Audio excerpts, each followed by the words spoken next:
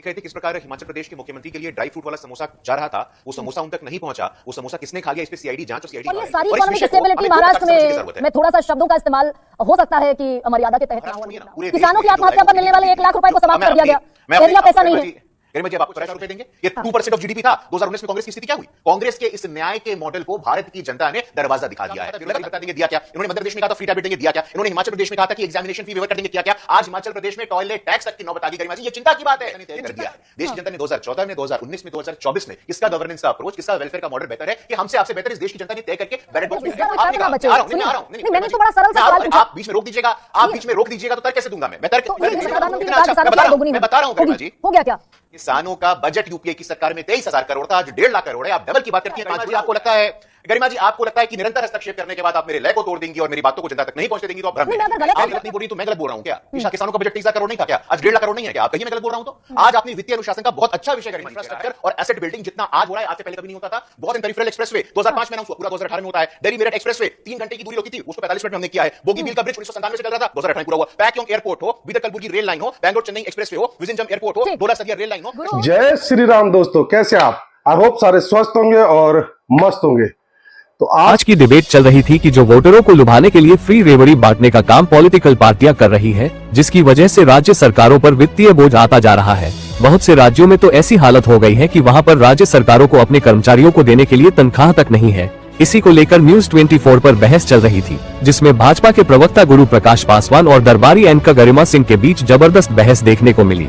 ये दरबारी पत्रकार गरिमा सिंह, जो कि केवल कांग्रेस के चरण वंदन करती है, अगर कोई प्रवक्ता कांग्रेस को आईना दिखाने का काम करता है तो इस दरबारी पत्रकार की आग लगने लगती है और फिर वो उसको बोलने नहीं देती। और जिस विषय पर वह प्रवक्ता बोल रहा होता है, ये दरबारी पत्रकार दूसरा प्रश्न पूछने लगती है, क्योंकि इसको पता है कि अब ये राहुल गांधी या कांग्रेस की पोल खोलने वाला है। ये दरबारी पत्रकार उसी समय विषय बदल देती है। इस डिबेट में भी कुछ ऐसा ही आपको देखने को मिलेगा, जब भाजपा प्रवक्ता गुरु प्रकाश पासवान से इस दरबारी पत्रकार ने हिमाचल, कर्नाटक और तेलंगाना को लेकर प्रधानमंत्री द्वारा दिए गए वक्तव्य को लेकर पूछ लिया कि महाराष्ट्र भी उसी कैटेगरी में नहीं आता क्या, जिन 3 राज्यों का नाम प्रधानमंत्री ने लिया है। क्योंकि वह तीनों राज्य कांग्रेस शासित हैं, इसलिए इसको मिर्ची लगना स्वाभाविक था। और जब भाजपा प्रवक्ता इसके सवालों का जवाब देने लगा तो ये दरबारी पत्रकार बार बार टोका टाकी करने लगी। पर गुरु प्रकाश को पता था कि इस एजेंडाधारी दरबारी पत्रकार को कैसे ठिकाने लगाना है, और फिर गुरु प्रकाश ने इस एजेंडाधारी दरबारी पत्रकार की बड़े प्रेम से ऐसी बैंड बजाई कि इसके पास भागने के अलावा रास्ता बचा ही नहीं। तो देखते हैं कि गुरु प्रकाश ने इस एजेंडाधारी पत्रकार की कैसे बड़े प्रेम से सारी मरोड़ निकाल कर रख दी। तो शुरू करते हैं इस डिबेट को। गुरु, शुरुआत कर रही हूं आपसे। हिमाचल, कर्नाटक और तेलंगाना का जो फिस्कल डेफिसिट है, फिस्कल हेल्थ है, राजकोषीय सेहत है, अर्थव्यवस्था है, वो बैड टू वर्स है। ये देश के प्रधानमंत्री का स्टेटमेंट है। महाराष्ट्र भी क्या इसी कैटेगरी में आता है? यही हालत है क्या महाराष्ट्र की भी? वहां पर भी नजरे इनायत की जरूरत है क्या? नहीं, निश्चित रूप से गरिमा जी, मैं आपके प्रारंभिक उद्बोधन को सुन रहा था और बहुत ही अच्छा, बहुत ही बैलेंस्ड, और आपने अपने उद्बोधन के अंत में हिमाचल प्रदेश की स्थिति का भी बयान किया, जो कि वास्तविक है। और कल ही हम लोग देख रहे थे किस प्रकार हिमाचल प्रदेश के मुख्यमंत्री के लिए ड्राई फ्रूट वाला समोसा जा रहा था, वो समोसा उन तक नहीं पहुंचा, वो समोसा किसने खा लिया, इस पे सीआईडी जांच और सीआईडी इंक्वायरी हो रही है। तो जिस प्रदेश में वहां के सीनियर सिटीजन्स को दवाई लेने के लिए, पेंशन खरीदने के लिए पैसे नहीं है, जिस प्रदेश में वेतन देने के लिए पैसे नहीं है, जिस प्रदेश में महिलाओं को वेतन नहीं मिल रहा है, जिस प्रदेश की वित्तीय अनुशासन, वित्तीय स्थिति इतनी बदतर हो गई है, वहां के चीफ मिनिस्टर भी ड्राई फ्रूट वाले एक अलग प्रकार के समोसे खा रहे हैं। मुझे लगता है ये बात हमें ध्यान में रखने की आवश्यकता है। गरिमा जी, आपने बहुत सही मुद्दा उठाया है और मुझे लगता है कि आपने जिन 3 प्रांतों का जिक्र किया, ये 3 प्रांत एक प्रकार से इन मुद्दों का प्रतिनिधित्व करते हैं। कैसे करते हैं आप मुझसे पूछिए। लगातार इस देश में ये आपने एक 2 शब्द का उपयोग किया अपने उद्बोधन में, कई बार मैं बहुत ध्यान से सुन रहा था। फिस्कल रिस्पॉन्सिबिलिटी, राज्यकोषीय अनुशासन या वित्तीय अनुशासन कहिए, तो फिस्कल रिस्पॉन्सिबिलिटी और बजटरी मैनेजमेंट को कानून में संस्थागत करने का प्रयास पहली बार एफआरबीएम एक्ट से कब हुआ था? तो अटल बिहारी वाजपेयी जी की सरकार में एनडीए 1 में एफआरबीएम एक्ट 2003 में बनाया गया था। क्यों हुआ था? क्योंकि इकोनॉमिक स्टेबिलिटी को ध्यान में रखना है। गरिमा जी, आपने वित्तीय अनुशासन का बहुत अच्छा विषय और ये सारी इकोनॉमिक स्टेबिलिटी महाराष्ट्र में, मैं थोड़ा सा शब्दों का इस्तेमाल हो सकता है कि मर्यादा के तहत ना हो, अनुरूप ना हो, मैं दर्शकों से माफी भी मांग लेती हूं उसके लिए। ये महाराष्ट्र का जो वित्तीय अनुशासन है, ये सब तिलंगे में चला गया। इस पर किसी की नजर नहीं जाएगी, इस पर किसी की नजर इनायत नहीं होगी। नहीं गरिमा जी, देखिए मैं पुनः बोलता हूं, वेतन की बात महाराष्ट्र में विधायकों को मिलने वाली निधि को समाप्त कर दिया गया है क्या? महाराष्ट्र छोड़िए ना, पूरे किसानों की आत्महत्या पर मिलने वाले 1 लाख रुपए को समाप्त कर दिया गया। एरिया पैसा नहीं है। गरिमा जी अब आप प्रश्न नहीं, आपने कहा, मैंने उसका बस प्रत्युत्तर दिया। इतना महाराष्ट्र में 1 लाख रुपए किसान की आत्महत्या पर जो परिजनों को मिलता था वो खत्म कर दिया गया, जीआर जारी हुआ और खत्म हो गया।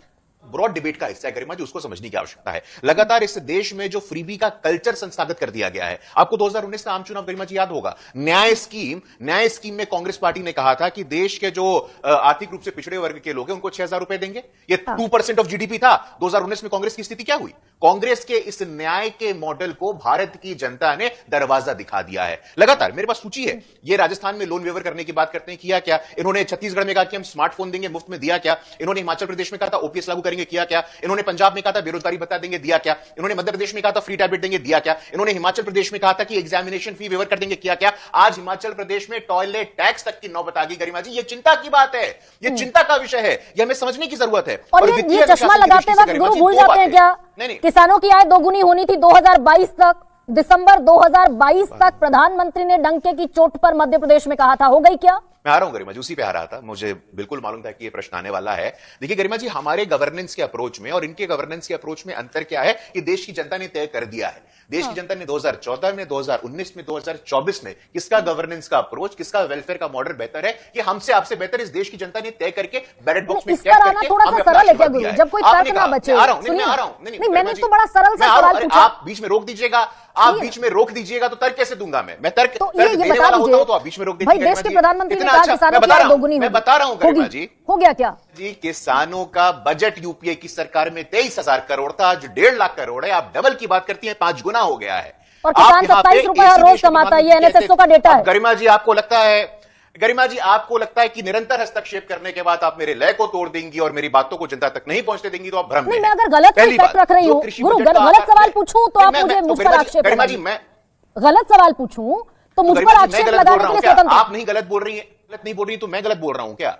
किसानों का बजट 23,000 करोड़ नहीं था क्या? आज 1.5 लाख करोड़ नहीं है क्या? आप कहिए मैं गलत बोल रहा हूं तो। आज आपने वित्तीय अनुशासन का बहुत अच्छा विषय गरिमा जी छेड़ा है, और मैं एक बात आपको पैनलों को बताना चाहता हूं कि 2 मापदंड होते हैं। एक होता है सब्सिडी का हिस्सा। इस देश में सब्सिडी टू जीडीपी का रेशियो 2% था गरिमा जी। पूरे जीडीपी का 2% बांट दिया जाता था। 2015 में वो 2% का 1.8 होता है, 2016 में 1.5 होता है, 2017 में 1.3 होता है। वो 1% तक भारतीय जनता पार्टी की सरकार लेके आई थी। उसके बाद कोविड का दौर आया। आज भी कोविड के ऐतिहासिक महामारी के बाद भी आज सब्सिडी टू जीडीपी का रेशियो मात्र 2% है। ये इतना कर्ज क्यों बढ़ गया गुरु देश पर? बड़ा सरल जवाब दीजिएगा, दाएं बाएं गोल पोस्ट चेंज मत कीजिए। मैं बता रहा हूं ना आपको। अच्छा, सरल सा जवाब दीजिए ना, सरल सा जवाब दीजिए। ये इतना कर्ज 67 साल में 14 प्रधानमंत्रियों ने 55 लाख करोड़ का कर्ज लिया। सुनिए ना, थोड़ा सुनिए सर। और आप सही नहीं इसलिए पूछ रही हूं, मैं बाकी प्रवक्ताओं से सवाल पूछूंगी भी नहीं। 55 लाख करोड़ का कर्ज लिया 14 प्रधानमंत्रियों ने 67 साल में, और 9 साल में 2023 तक ये कर्ज बढ़कर हो गया 205 लाख करोड़। गरिमा जी, एक्सटर्नल डेट कोई गरिमा जी एक्सटर्नल डेट कोई आज का मुद्दा ऐसा नहीं है। आज कर्नाटक की सरकार, अब मैं बोलूंगा तो आप कहेंगे कर्नाटक की सरकार का जिक्र कर रहे हैं, 6.5 लाख करोड़ का तो डेट अकेले कर्नाटक के। नहीं गरिमा जी, अब आप लगातार ऐसे रोकेंगी तो कैसे होगा गरिमा जी? मैं वित्तीय अनुशासन और वित्तीय सेहत की बात कर रहा हूं। मैंने आपको सब्सिडी का उदाहरण दिया। जो सब्सिडी टू जीडीपी का रेशियो 2% हुआ करता था, उसको हम 1% लेकर के आए। आज भी कोविड की महामारी के बाद भी वो 2% सब्सिडी बंद कर दी ना आपने, गैस सिलेंडर पर सब्सिडी देनी बंद कर दी। आप समझती हैं 900 रुपए का गैस सिलेंडर इस देश के गरीब आदमी ने 900 रुपए का गैस सिलेंडर खरीदा, सब्सिडी देनी बंद कर दी आपने। पहले वो बैंक में जाती थी, क्रेडिट होती थी, 5 साल पहले खत्म हो गया। सब्सिडी देंगे ही नहीं तो जीडीपी के आनुपातिक घटेगा ना भाई सब्सिडी का बजट।